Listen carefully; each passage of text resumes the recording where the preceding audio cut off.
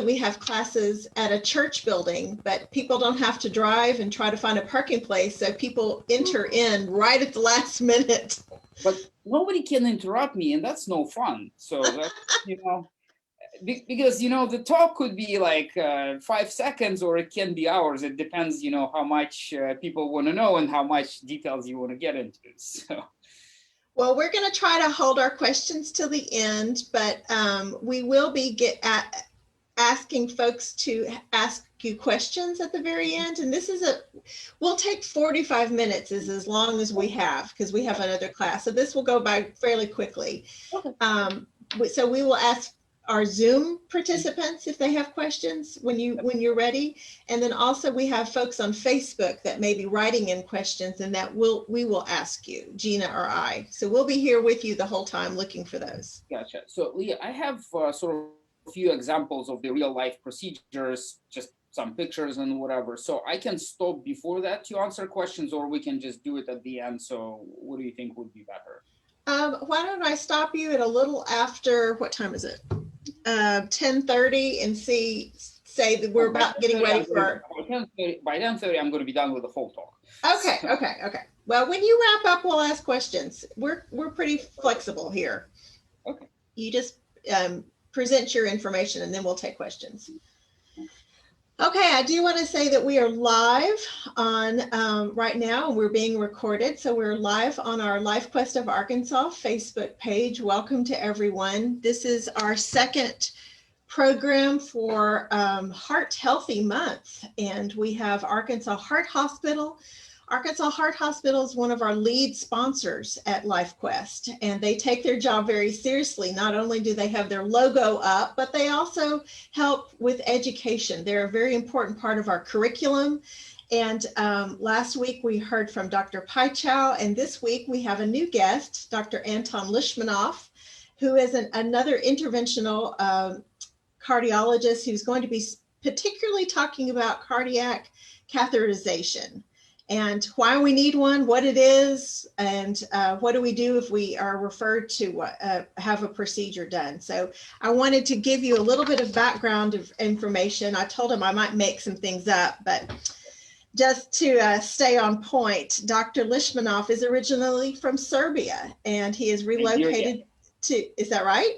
Mm-hmm. It is right. Okay, so you have to tell us about that. He's living in Little Rock right now with his wife and their daughter, and and he has quite an education from Columbia, Missouri in 2009, then to North Carolina at Chapel Hill, and then to, oh my goodness, Albert Einstein College of Medicine in New York, and finally an interventional cardiology fellowship at the University of Texas Health Science Center in Houston. So you've been all over the U.S. for some education, and now you've relocated to Little Rock. We're so glad to have you at the Arkansas Heart Hospital, and then today with LifeQuest. Thank you very much. We'll enjoy hearing from you. We're going to take questions at the end. Okay, sounds good. Okay, thank you. Okay, so I'm Dr. Lishmanov, so I'm, interventional cardiologist, as Leah said, kind of with special interest in heart failure or interventional heart failure, structural heart disease. We'll talk briefly what that is, and more complex coronary artery disease. However, I enjoy treating every single patient because it's actually nice to have healthy patients at times too, or relatively healthy. So otherwise, they probably wouldn't be seeing me. So, the talk can be very brief about the cardiac catheterization, or very long, as I said. So, and what we're going to do is we're going to brief. So that's kind of a brief overview of the talk. So, what it is, why do people have cardiac catheterization, what happens during the cardiac catheterization, and so I'm going to start here. So, what is the cardiac catheterization in essence? So, the cardiac catheterization is the procedure that involves putting a catheter into the heart via certain blood vessel. The blood vessel could be, in the groin, could be in the wrist, could be in the neck. There's some other ways to get into the heart via the blood vessels. And the catheter is essentially a hollow tube. So once this hollow tube gets into the heart via the blood vessel, it's a very minimally invasive technique. So then you can, sort of investigate how the heart's working, or even provide some treatments. And so that could be the end of this talk, because this is what the heart catheterization is. However, we're going to go in a little bit more details. So we'll start with history. So the interesting part about it, how the first cardiac catheterization actually happened. So the German cardiologist, his name was Dr. Forsman, in 29 demonstrated first cardiac catheterization on himself. So what he did was a now known a right heart catheterization. But what he did, he took a urinary catheter, because that's what they had at that time, and tricked his assistant into actually helping him insert it into his own vein in the arm, and pushed it forward. Then calmly walked down to the radiology department to document, and here's this catheter all the way in his heart, to document that he actually did it, and he didn't die from it, because that was a common belief at that time. And so everything would have been great. However, the hospital did not really appreciate his bravery, and he was fired for that stunt. However, 20 years later, he was actually one of the few people who were awarded the Nobel Prize in medicine for discovery of the heart catheterization. So a few quick facts about the cardiac catheterization. So why it is performed. So it is usually performed to find out if you have any disease of the heart, heart muscle, heart valves, or arteries of the heart, sometimes certain diseases of electric system of the heart as well. So we can check the blood pressure inside the heart, we can check how heart's working. Sort of the really big part of the cardiac catheterization, and that's what most commonly is associated, so people think when we say cardiac catheterization, is the coronary angiography. And so this is a part of cardiac catheterization. What it is, it's when you put this special catheter, this hollow tube, into the vessel of the heart, and we inject the contrast dye that the X-ray cannot penetrate. And so we see the reflection of this picture on the computer screen. And so this is sort of the simplified version of it. That's how I usually describe it. So imagine you have a flashlight, you have an object, and you shine this flashlight at the object, and you see the reflection of the object on the wall behind you.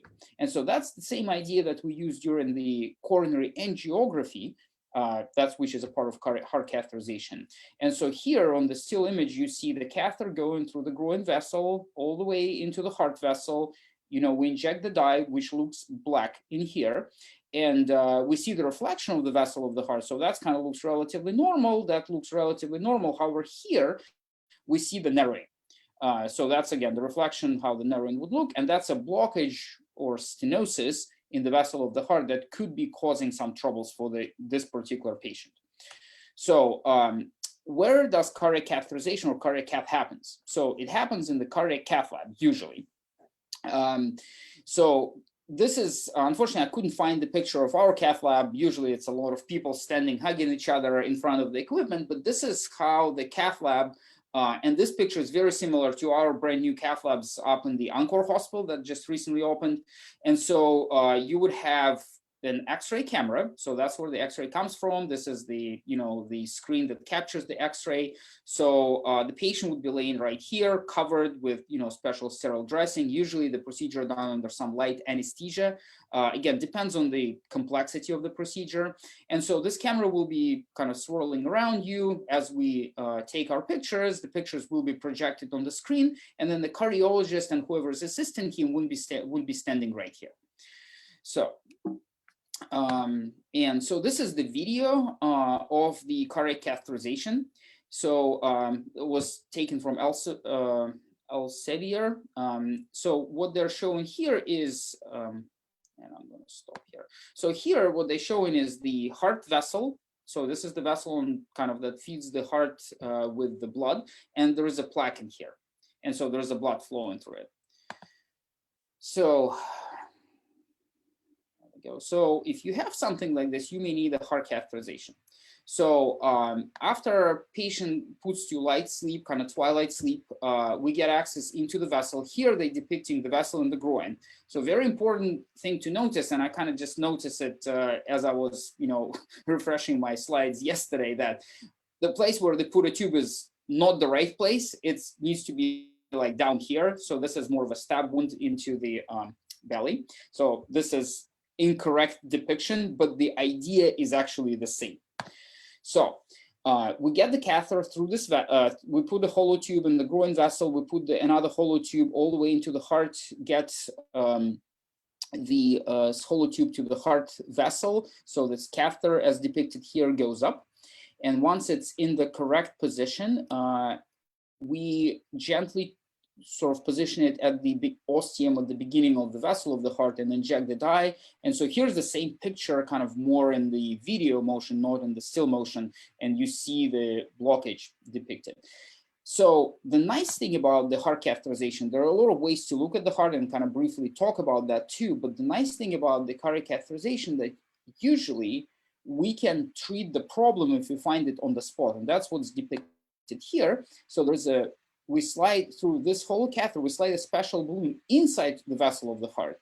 And this balloon kind of smooshes the plaque on the side, and that restores the more normal blood flow.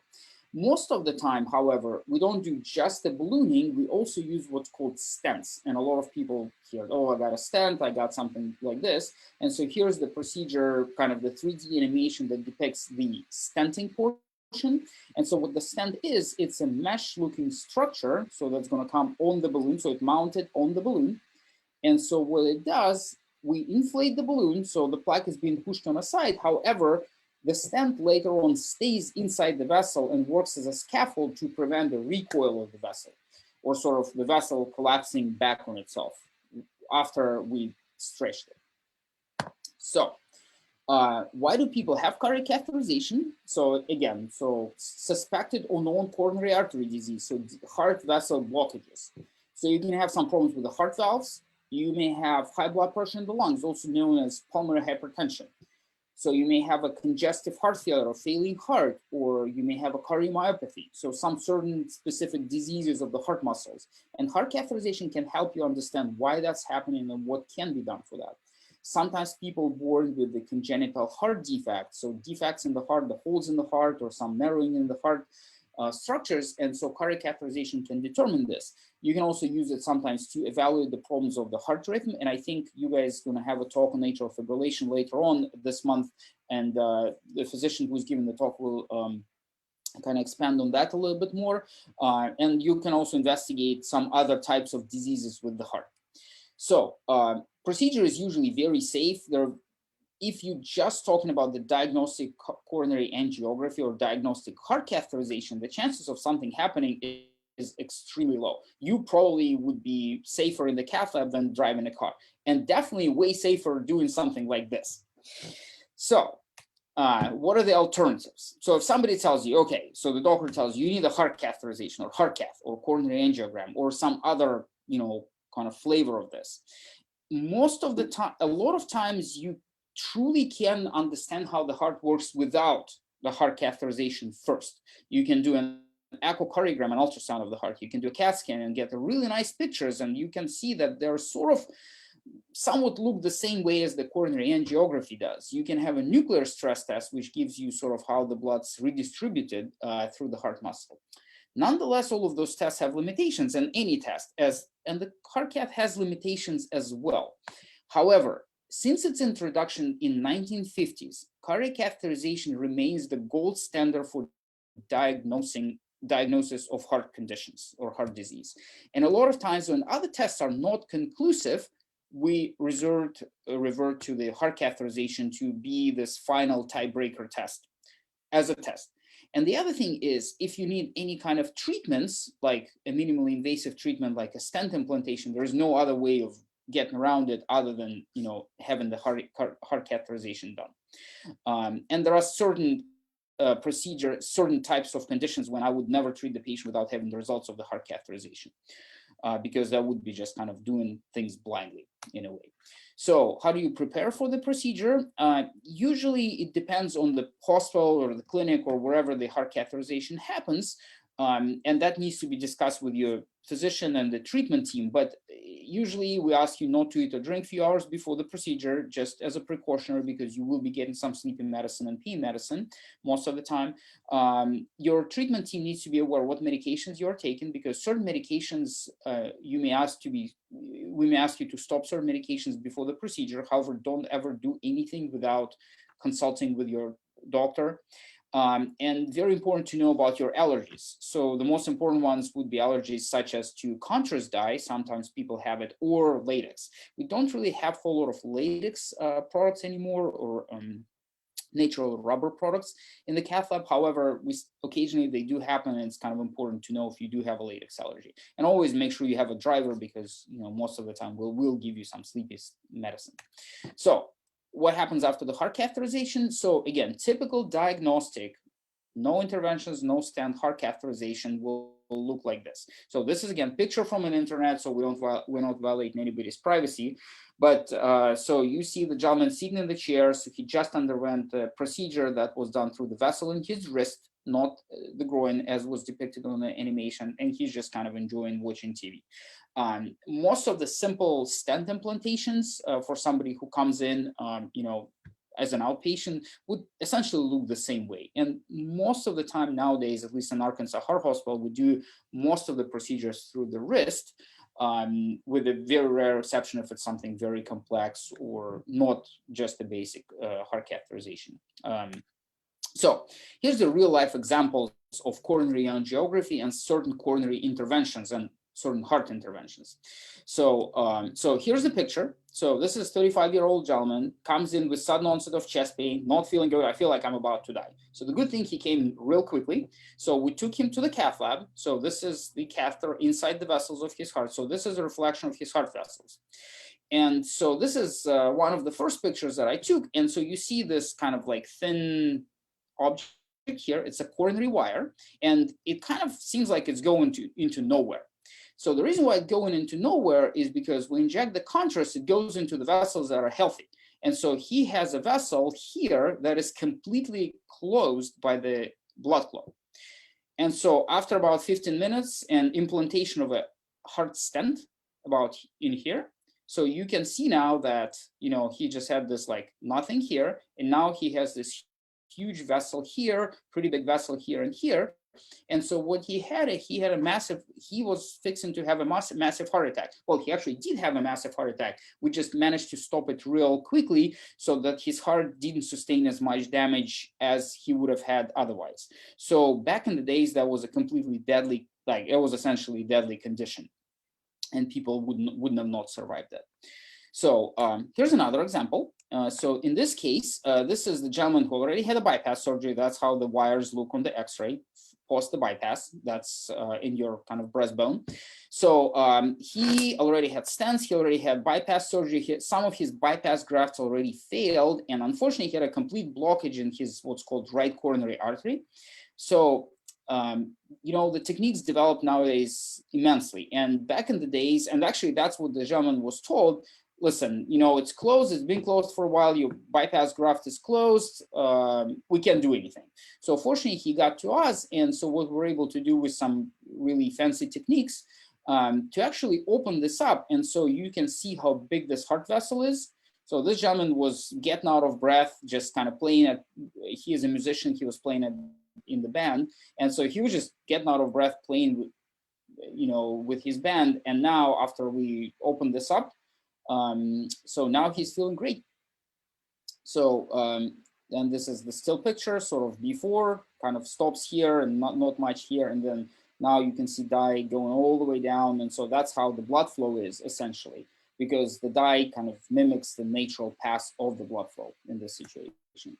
So this is another example. So I think I'm just going to go to a still image. It's a little bit easier to process. That's a very unfortunate guy. So 50 years old, worked all his life real hard, but did not really take care of his health. And he ended up in the hospital with failing hearts, multiple blockages in his heart vessels. His kidney failed because his heart was in such a bad shape and was not able to provide adequate blood supply to his kidneys. And so we took him to the cath lab, and what we found was that he has a narrowing so this is the big blood vessel, this is big blood vessel, this is big blood vessel, and he's a narrowing right here. And so that's what was causing a lot of his troubles. So what we did here is we inserted a special device. It kind of just cut off here, but this was a very high risk procedure. So this is not something you can come in and you get recovered, sort of watching TV, sitting in the chair. So this is a way more serious stuff. So I'm just kind of showing the extreme kind of two sides of the story. It could be something very benign and no problems at all. Or if you let your heart, go, for a while and it's untreated, you may get to the point that you're in real trouble. Nonetheless, so we were able to reconstruct and so fix the blockages in here. What happened after this, so we took the heart pump out, all the wires were out, we put the stents. So fortunately, this gentleman was discharged from the hospital. His heart recovered with time to completely normal, and he was even able to come off dialysis because his kidney failed because his heart was in such a bad shape. So that's really a story to me, like for me, like when I do things like that, this is, like something that that's why I really went into interventional cardiology, to be able to help, people who are really suffering. So, we talked about the coronary angiography, we talked about the heart catheterization. So, but as I said, the heart catheterization is a very broad topic. And so, what it is that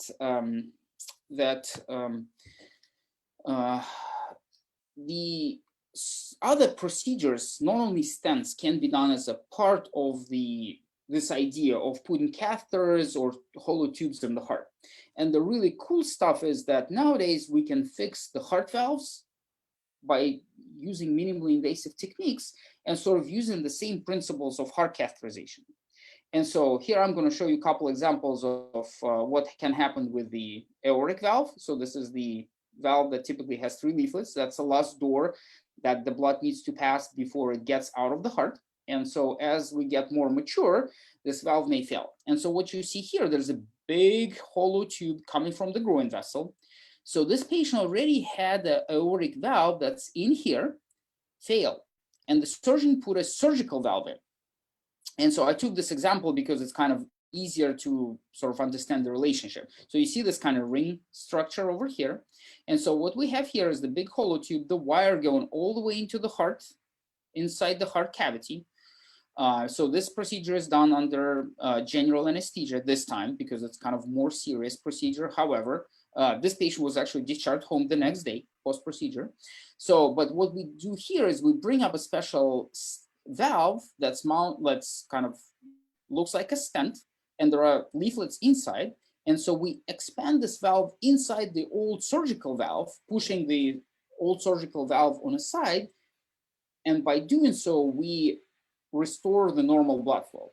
So what we did here, we also not only just put the new valve in, we also went in with a special balloon and stretched this valve even further to allow more room and let the valve expand. And you see how there's like a waist on the balloon, and then it's kind of disappearing slowly. What we did, we essentially broke the surgical valve in order to allow the new valve that we put in fully expand and work properly.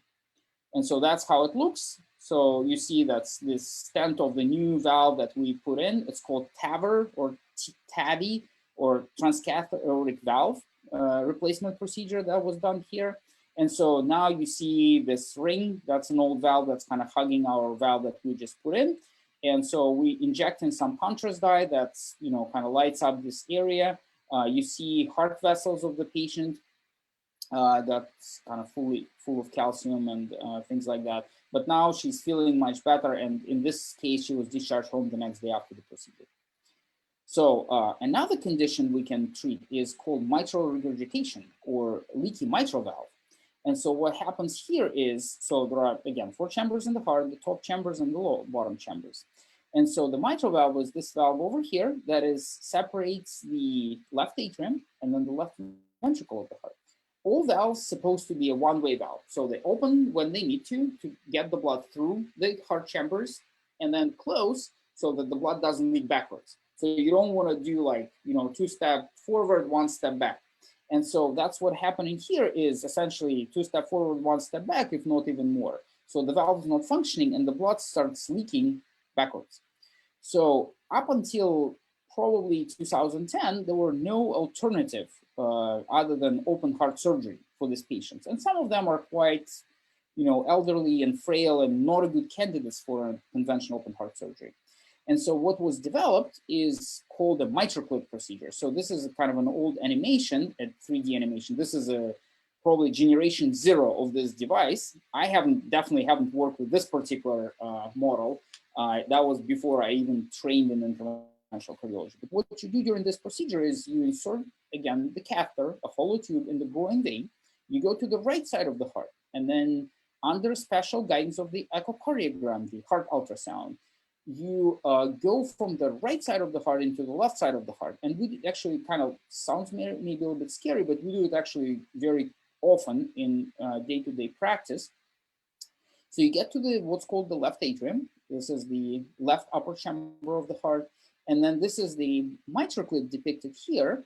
And so what's happening now is we look at the clip, we look at the valve with a special ultrasound called transesophageal echo, and we see exactly what's going on. So we open the clip, we find the right place where we need to put it. And so you'll see there's going to be this blue color jet or something coming at the clip just in a second. So that's the blood leaking backwards. That's how it's depicted on the echo. And so we go in, we grab the leaflets. And the really cool thing about it that you can actually, once you grab the leaflet to prevent the valve kind of dangling and not working, you can assess how good of a job you did. So when the surgeon do that, so they have to repair the valve, restart the heart all over again, and then, oh, it didn't work out. So you have to redo the whole work. For us, it just takes a second to like grab the valve again, clip it. So here, first time we didn't like it, second time we loved it. So there is no leakage whatsoever. So now what we're gonna do, we're gonna release the clip, and then it stays in, holding the valve together. It forms like a special kind of like double orifice. And I think the animation will show it right now. And so then the tissue grows over it and it kind of becomes the part of your valve. And then what happens after that is, the leakage is gone. And so here is going to be the picture. So this is after the clip and no color going backwards. And this is a lot of blood kind of flowing backwards, making the heart work ineffectively. So, so this is my daughter, Sophie. She's 5 months old. And at Arkansas Heart, we take it really seriously. She took it real seriously and even got the special, clothes for herself. So she's really excited to join Arkansas Heart Hospital family. What questions do you guys have? Well, she is adorable. And I think next time you need to lead with this photo. Okay. She is precious. Well, I wanted to see, I'm going to start off by asking a couple that Actually, I forgot to add one thing. So this mitral clip procedure that I was showing here, that just a fun trivia fact. The person who holds the patent on the idea is famous Dr. Oz from Dr. Oz show. And so he actually is the one who sort of invented the idea of a mitral clip. So just kind of an interesting. Really? Yep. It looked like a clothespin to me. It looks like a clothespin, Yep. So I just want to know if you have replicated that early doctor in 1929 who did the heart cath on himself. Have you, as a dedicated physician, have you replicated that on yourself?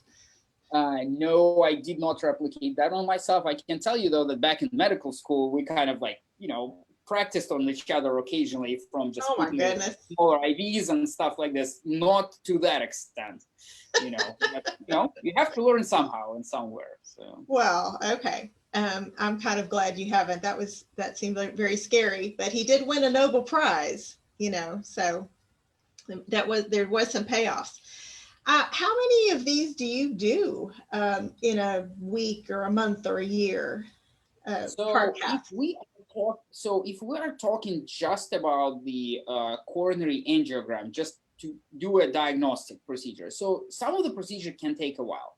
A lot of times, so like for me personally, just to take a look at the heart vessels and kind of measure the quick pressures in the heart will literally take 5 minutes. So I think the Arkansas Heart Hospital record is about 23 procedures like this for one doctor in one day. So. In one day? Mm-hmm. Oh, wow. Yep.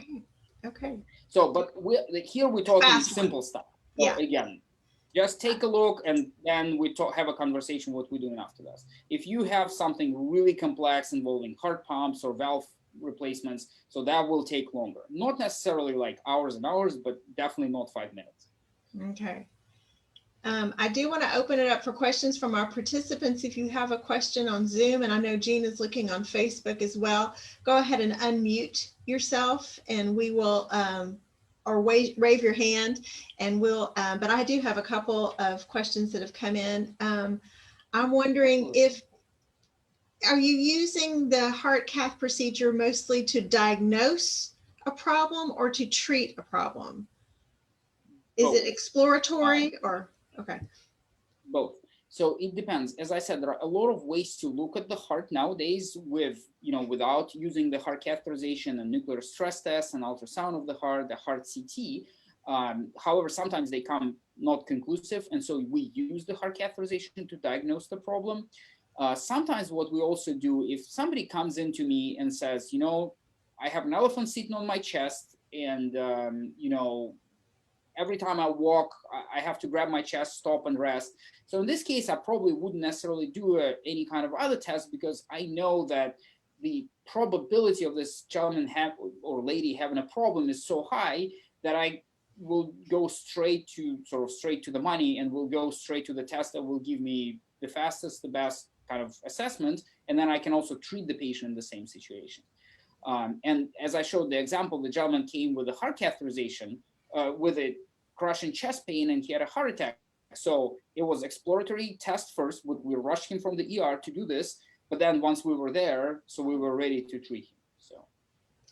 Are there any sneaky symptoms that you look for that, a heart crushing elephant sitting on my chest or not being able to breathe seems kind of obvious, but sometimes women, and we have mostly women in our Zoom room today, have subtle signs that you may be looking for? Ooh, so that's a tough one. And I guess I'll have to call Dr. Paisha and said he should have done a little bit better. Well, but I didn't go to medical school. You're gonna have to repeat a lot for me. No. And you're right. A lot of times women will have some atypical symptoms. A lot of times because generally, women develop heart disease later in life. They will be kind of like brushed off or kind of, not taken seriously when they have troubles. And a lot of times that may be appropriate and a lot of times may not be. So I would say that there is no one particular symptom that would be different for the women. However, what you need to be tuned into is, unless you're having a heart attack like in front of your eyes, anytime you have a symptom that happens when you exert yourself or you do something like I walk, I climb stairs, and then I have to stop. So just imagine the situation, you're driving a car, there is, a gas tank and there's an engine and there is a pipe that goes from the gas tank to an engine. And there is a blockage or some kind of clog in the pipe. You drive in a car, say in the neighborhood 25, 15 miles an hour, you won't have any problems. You go on the interstate to drive 70 miles an hour, you need more gasoline. So in this situation, the heart will need more blood flow. Mm-hmm. And so if you don't have, pipes that will supply the heart with blood or the engine with gasoline, when you actually need to do more stuff, you will start feeling something. The body will be telling you is like, I can't do it. I'm tired. I'm short of breath. I may have some funny feeling in my chest. I stop, I relax, less blood flow is needed. I feel better.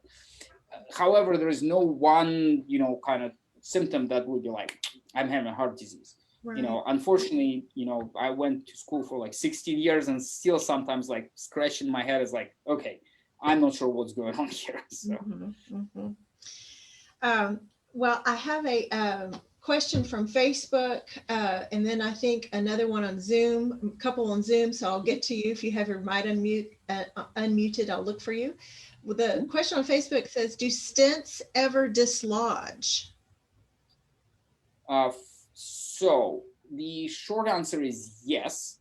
However, this is a very rare event. Once the stent got into the heart vessel, that would be quite unusual for the stent to just kind of float through the heart vessel somewhere. Because even if the size of the stent may be a little bit smaller or whatever, they usually don't just like move randomly. However, if the procedure is complex and there is a lot what's going on in the heart vessel, a lot of times when kind of older folks will have a lot of calcium, and like really, the vessels are really hard. And so sometimes it's even difficult to pass the stent into this vessel. Sometimes it does happen. However, it's a pretty rare event. So, Okay. but this is something we'll, study all the time. And this is one of the things that is kind of like basics of interventional cardiology and training is like, what do you do if the stent comes off? Because that happens very rarely, but when it happens, you need to know exactly what. Right. It's a serious deal. Emma has a question. Emma, go ahead and ask your question. I have two, but the answers can be quick. Number one, I'm curious how big this wire or this hollow tube that you put in there, how big are we talking about? So if we talk in the diagnostic, okay, so diagnostic coronary angiogram, it's 5 French, and each French is 0.33 millimeters. So on average, it's would be 1.5 millimeters, and I guess what is that in inches? 1.5 millimeters. Tiny. Yeah, it is pretty The size small. of a sewing So thread or a? It's like 0.06 inch. So that's what it would be. Oh boy. But you can see it when you hold it in your hand. Yeah, absolutely. No, absolutely. Yeah, it's not I mean, microscopic. Yeah. So, I mean, that would be a little bit bigger than it is, but so imagine maybe 2/3 of it or something like this. Oh, really? Okay. My second question, what kind of material are the stents and the clip and all made of that your body doesn't reject them? So, okay. So, again, there are some people are worried about the allergy to the material. It is extremely rare event though, because it's all tested. So stents are made of cobalt, chromium, sometimes there's nickel in it, or titanium. So it kind of depends on the brand of the stent. So the clip itself is, again, there is metal there. I actually apologize. It might be just a, stainless steel, but it covered with a mesh structure that helps body to kind of form the tissue and grow tissue around it. But I have not, when somebody has a rejection to the material like this, it's usually a case report and you'll see something occasionally reported, but it's very rare. So it's like, wow. Not a plastic then, it's some kind of metal. We do not no. So no, that is correct. So it is metal. I mean, some of the heart valves will have metal and the actual live tissue. So like the valve that I showed, it has leaflets made of the cow's pericardium, so the sac around the heart. And so that's what this valve is made of. So okay, thank you. Jan, I believe Jan Bowen has a question. Go ahead, Jan, ask your Yes. question. Thank you. What in particular attracted you to the specialty of cardiology in the first place? Great question. That's a long story. So like back in medical school, I was doing a lot of research, and what got me fascinated is the cardiac physiology. And so this is basically how the heart works, because, and again, granted, I'm a cardiologist, so for me, heart is kind of a central part, like organ in the body. But if you think about it, like the heart really supplies the blood to all the organs and really plays this kind of vital role. And when the heart's not doing well, you actually need to know a lot and understand what happens in the rest of the body when, heart's not working. And so that's what got me interested initially. So I did a lot of research, and then it naturally kind of progressed into like, well, maybe I want to become a heart doctor, not just, do experiments on the, on rats and in the lab. So that's kind of a short question. And then it evolved from there. Well, thank you. We have a written in question. Dinah asks, what is the contribution of the Western diet to the clogging of arteries? Okay, that's a very controversial topic. And that's exactly what Dr. Paischow, I think, addressed really nicely in his talk. So you guys, I don't know if you can provide the link to his talk because it's on the web. Yeah, but absolutely. I mean, it's recorded on our webpage and on our Facebook. Perfect, yeah. So, I mean, the diet is somewhat controversial, but what we know is the Western diet, which would be rich in saturated fats, salt, seems to be contributing. Again, can I say that, if you're completely perfect and nothing ever going to happen to you? No. There are some people who eat very healthy and things still happen because, clogging of the heart arteries, you can view it very simple. So why the clogging happened? There is fat floating in the cholesterol, which is a fat floating in the blood, and it sticks to the vessel of the wall, and then it kind of sticks more, and then the plaque, the cholesterol plaque grows, and here's you have a clogging of the heart. So that's a simplistic way of looking at it. And definitely if you eat steak 3 times a day, you will get this. And we have experiments. So people fed rabbits with pure cholesterol, and they had horrific clogging of their heart vessels. So again, if you have a diet that's rich in stuff like this, you will get troubles. Now, is it the only thing that contributes? Absolutely no. Inactivity, smoking, unfortunately, just bad family history can contribute too. And usually when you address things like that, that needs to be sort of a complex things. So, and again, I really would like refer you to Dr. Paichow's talk, because he, I think, really did a good job on, kind of talking about the prevention and the diet and things like that. And all of these heart hospital talks will be are on our Facebook page. So they're recorded there, and they're also part of our permanent library. We really appreciate that because we can share them. And this is an open to the public talk today. So this is something we welcome you to share with friends and family, particularly those that may need the services of Arkansas Heart Hospital. I'm wondering, let me think, there's a question here about COVID. Are you seeing, and I know it's only been around because it's a novel coronavirus, but this past year, but are you seeing, we've heard about heart damage from the virus. Are you seeing that in your practice? So absolutely. So I would say that the direct damage to the heart, it's somewhat, probably not completely well studied. There is a lot of noise right now by COVID causing heart damage. Athletic competitions are stopped and athletes are put on quarantine and will get all sorts of tests. We don't know what flu does to the heart. We really don't know what's common cold does to the heart. However, what we definitely saw is an uptake in the amount of people who come in with a clotting disorder, because the COVID definitely makes your blood clot. And in fact, my first heart attack that I treated at Arkansas Heart Hospital, like my first or second week there, was the lady who had COVID. So she was quote unquote asymptomatic from the perspective of her lungs. However, she came in with a failed bypass graft that was full of clot. So again, is it a coincidence? But I can tell that her blood was really clotting in my, just on my instruments. So. Right.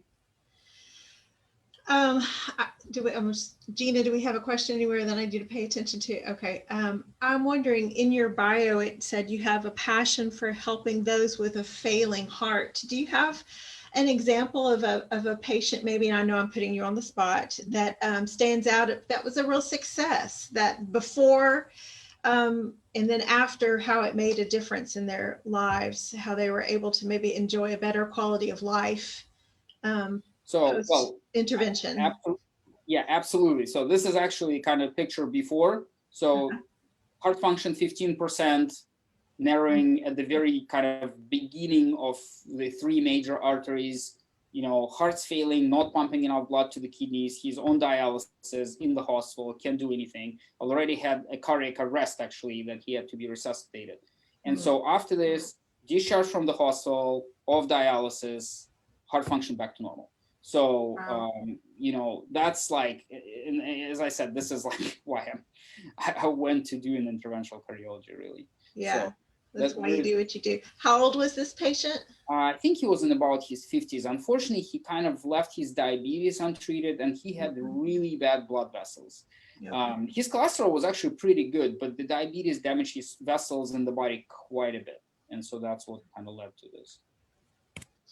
Well, I think we are about out of time. We've had participants on 2 Facebook pages and Zoom. We will put this up on our YouTube channel. We are very multi-platform in the digital age here at LifeQuest. We really appreciate your time today.